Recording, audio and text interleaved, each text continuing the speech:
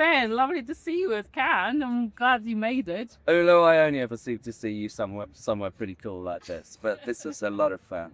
Thanks for taking This me. is, yeah, so you're how many years coming back to Cannes? You blink and you're an industry veteran. I find it mad, but yeah, this is my 14th Cannes Lions. Wow.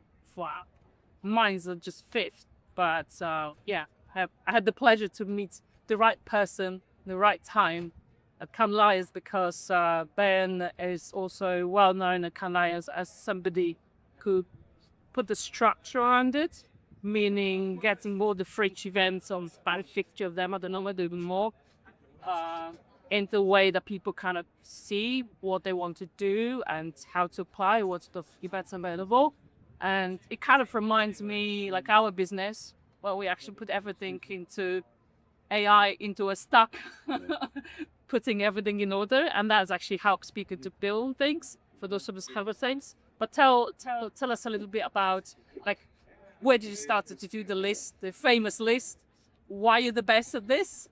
Because I know there's some of the lists going on, and you kind of like Imitation, like each just other, serious form of flattery. And how come that you created this year like completely another level for people to discover what to do at Cannes, and what you're trying to do with that later? And also, if you are planning to use any AI with this, because to me, figure out events, it's not enough. You also need to figure out where they are so you can calculate time, how to get from place to place to be able to plan the full calendar.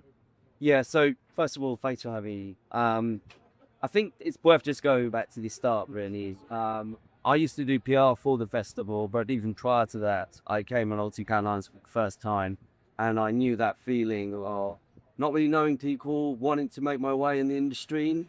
So I got organised, and I made Ben's parties list. Now, I sent it to a couple of friends, and the following year, people I didn't know got back in contact with me saying, "Where's the list?" So there's a bit of a light bulb moment for me.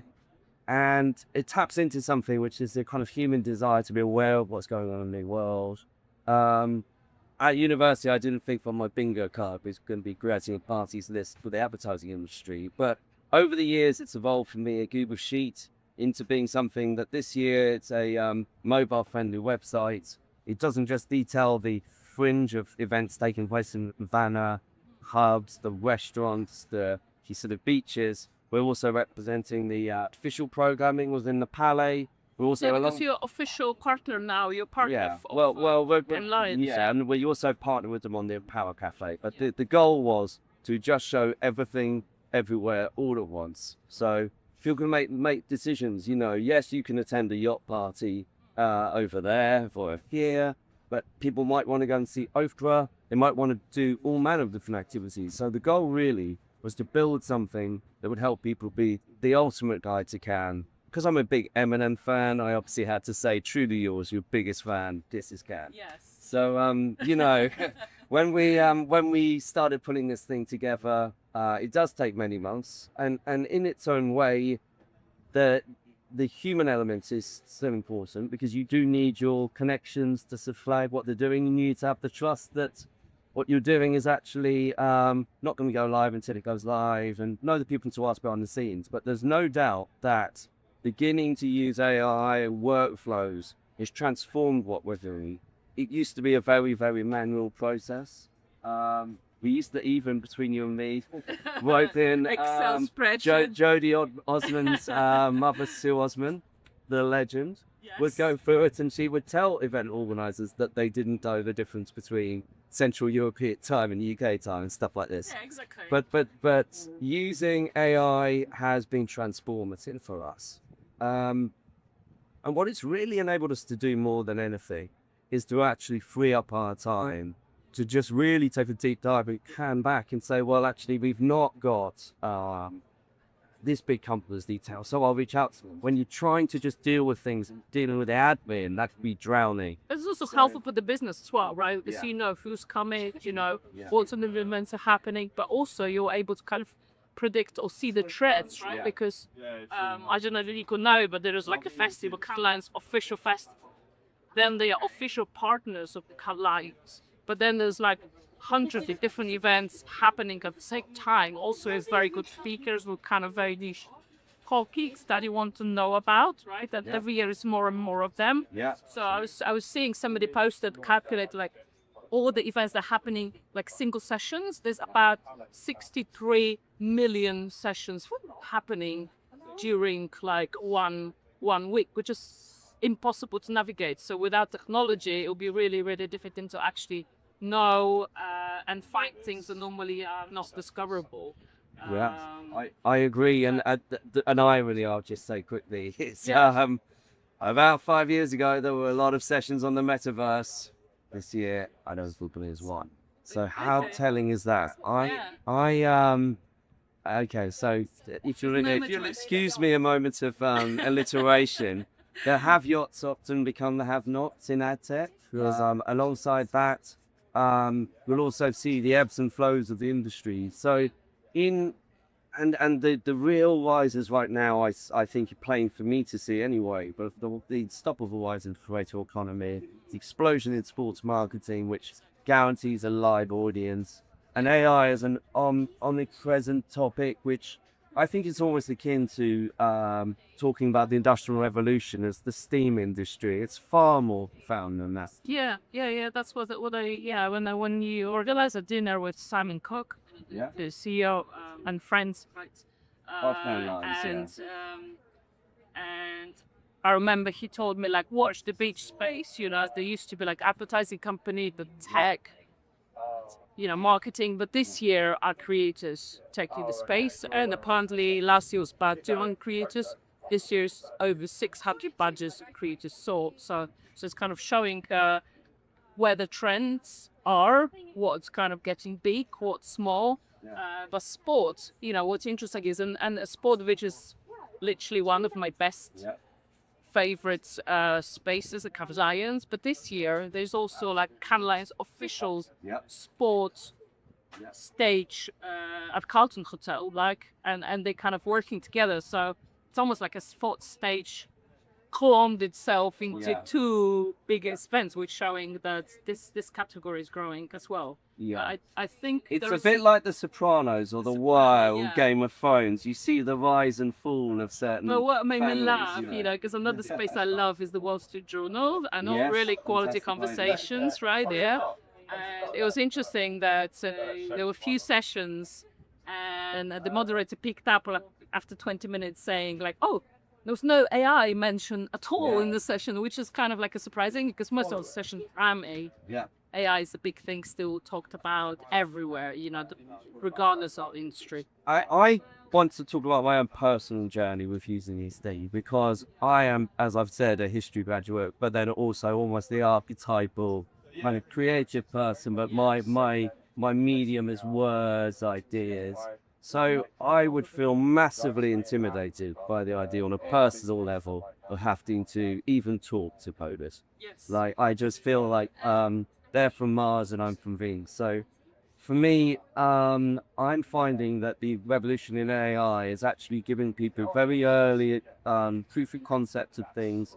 And for me, it's enabling me to sort of go, well, do you know what? I think there is a leveling of the playing fields. The barrier to entry for people to actually be able to build amazing things and prove the validity of a theory is really impressive now as AI. So yeah, I hold my hands up. Like, I found it a massive boon for me, because it means that I don't have to, feel scared that, oh God, I'm going to go into a conversation with someone I don't know what the hell they're talking about. There's a wonderful new way in which creative people can become technologists, and that would have been unthinkable even 3 or 4 years ago, I think. Yeah. So at the moment, it's a website. There are lots of events. I've got a badge there somewhere. I've got about 30 plus different badges for different events, which is crazy.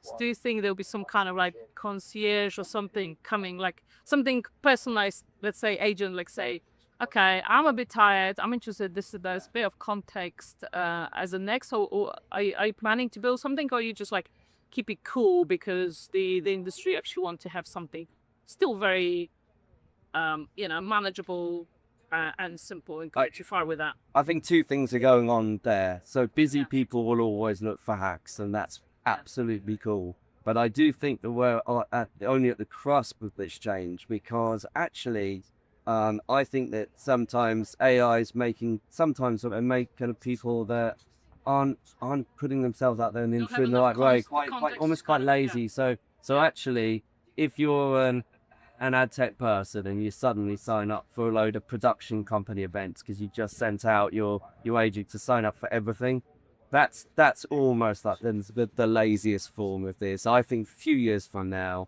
we will have very conscious definitions of what we want to achieve in life, and again the pendulum of history will swing. So right now I'm finding a lot of event organizers to say that, you could think people are using AI to just sign up too much, and I think there'll be a reset to that, Yeah, which will be it's no my bad fifth thing. year, and Yeah. honestly, I'm still doing it not Yeah. exactly as I planned.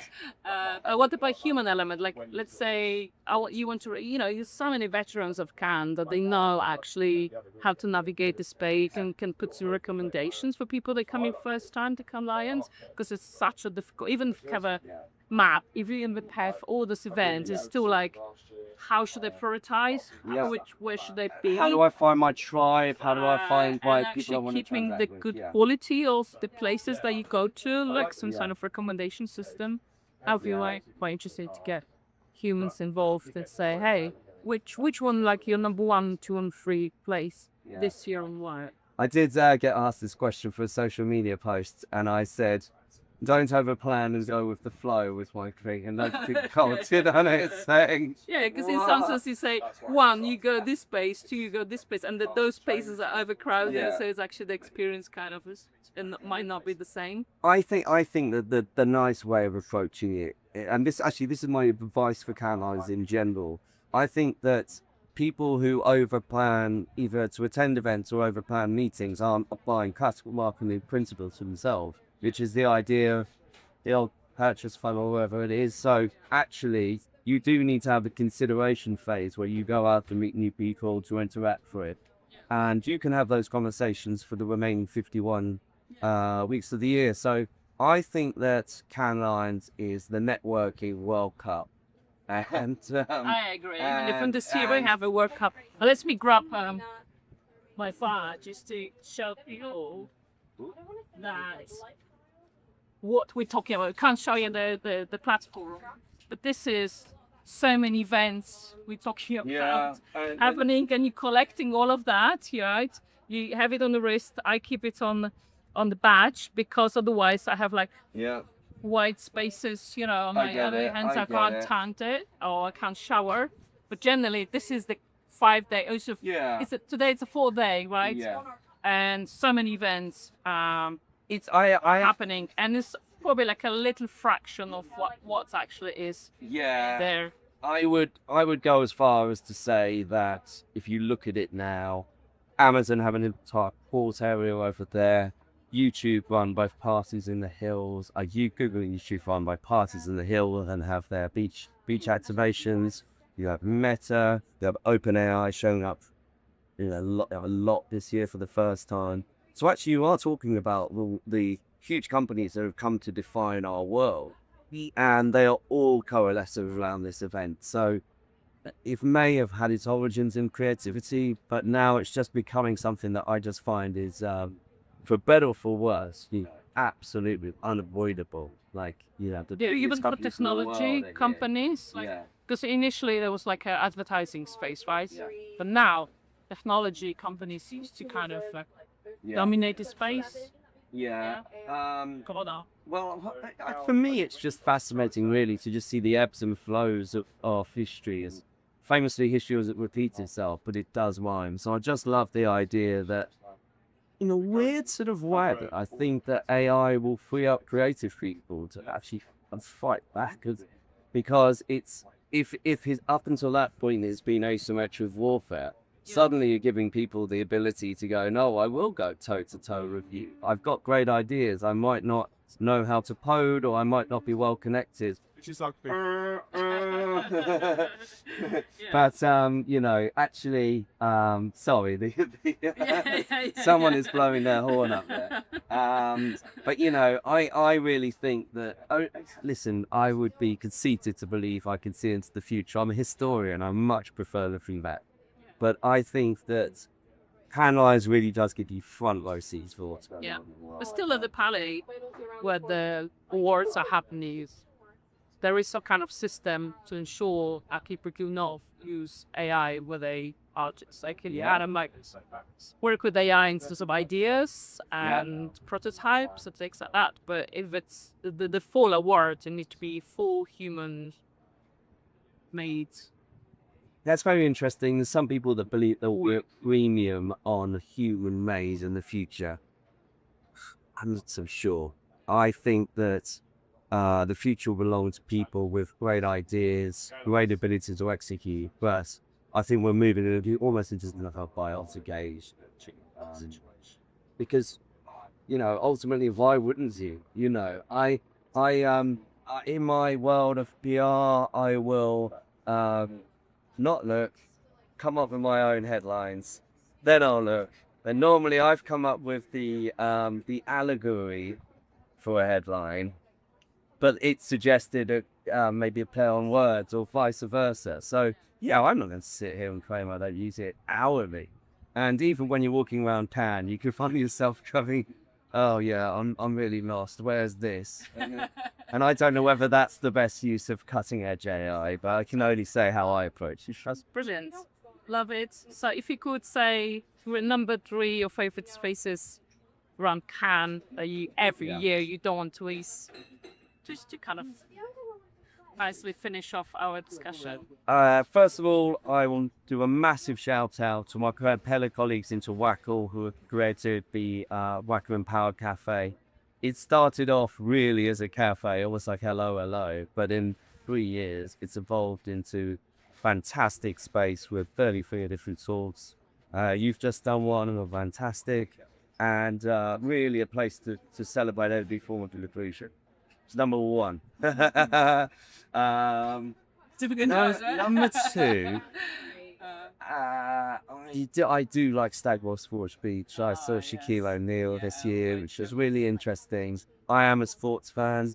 But then at the same time, I would probably also shout out, can't not talk about the Spotify parties. I mean, they're always excellent. I fist pump and Kendrick Lamar. Yeah, even as we speak, someone's probably using AI to say, how can I get invited to the Spotify beach party? The answer is, they were Tuesday and Wednesday, not Thursday, and go and spend some money with their advertising solutions and don't do a power site, and then they'll let you in.